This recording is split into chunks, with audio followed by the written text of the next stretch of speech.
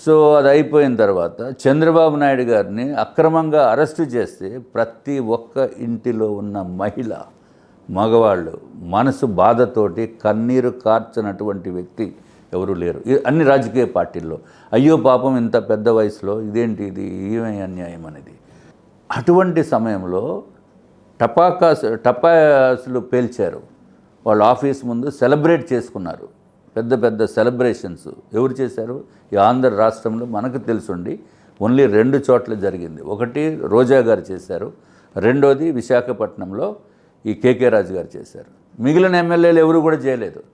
అరే మనం మనుషులమని మర్చిపోయి ఒక రౌడీల కింద బిహేవ్ చేయటం అనేది ఇది definitely this is not acceptable to the సభ్య సమాజం.